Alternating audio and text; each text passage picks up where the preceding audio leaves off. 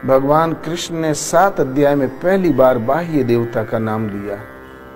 अर्जुन, मेरा भक्त कभी नष्ट नहीं होता, किंतु कामनाओं से जिनकी बुद्धि आक्रांत है, वो विवश है, ऐसे मूढ़ बुद्धि अविवेकी जन अन्य अन्य देवताओं की पूजा करते हैं। जहां पूजा करते हैं वहां देवता नाम की कोई सक्षम सत्ता नहीं है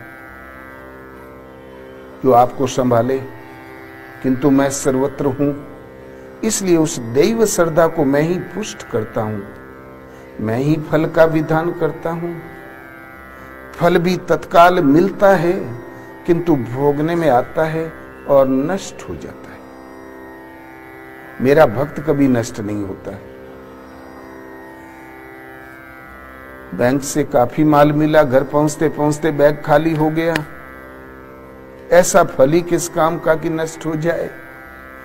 किंतु मनुष्य को तो केवल फल चाहिए, फल मिल ही जाता तो फिर हर्जा क्या है देव पूजा में।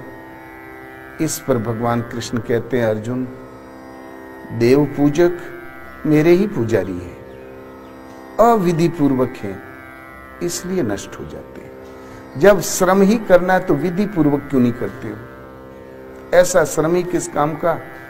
श्रम हमने किया और कुछ देर फल दिखाई पड़ा, फिर समाप्त। वो विधि है गीता, गीतोक्त नियत कर्म।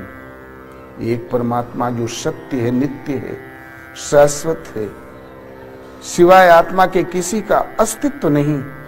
उन जिसका अस्तित्व है उन परमात्मा की शरण श्रद्धा भाव से जहां समर्पण किया तो भगवान को वैकुंठ से भाग के नहीं आना पड़ता। सबके उरे अंदर बसत जानत भाव को भाव, हृदय से ही वो आपके भाव को जानते हैं। हम संकल्प बाद में करते हैं, वो पहले जानते हैं, उनसे कुछ छिपा नहीं। तुरंत जहां श्रद्धा से डोरी लगी तो सार संभाल करने लगेंगे, आत्मा से ही जागृत होकर प्रेरणा देने लगेंगे। आप पाओगे कि हमारे पीछे कोई लगा है रक्षक के रूप में।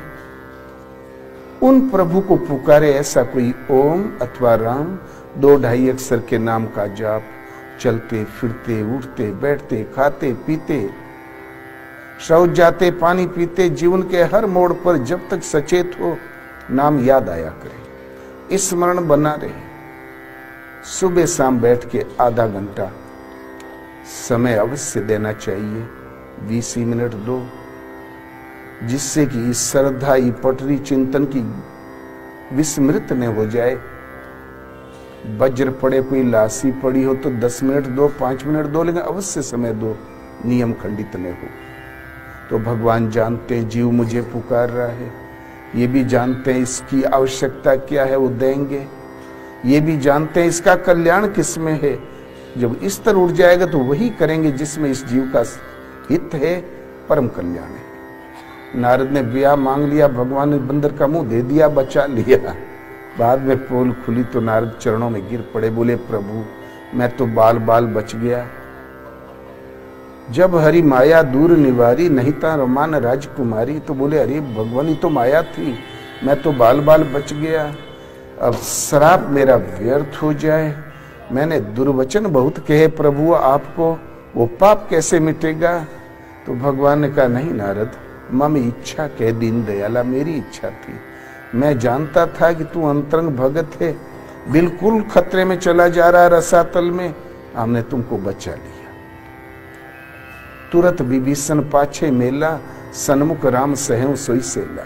विभीषण के ऊपर मरणांतक जब बार रावण ने किया तो भगवान आड़ में सामने खड़े हुए। सेवक के नारद के ऊपर आने वाला वार भगवान ने अपने ऊपर ले लिया। तो जब इस तरह उठ जाता है तो भगवान वही करेंगे जिसमें आपकी रक्षा हो, हित शाश्वत हित हो। इसलिए एक परमात्मा का चिंतन, वो हर समय स्मरण बना रहे। 2-2.5 अक्षर का नाम किसी भाषा में भी ले सकते हो, वो नाम जो सीधा उन्हें पुकारे। वैदिक ऋषि लोग ओम का जाप करते थे, भक्तिकालीन ऋषि लोग राम का। दोनों का मतलब एक ही होता है।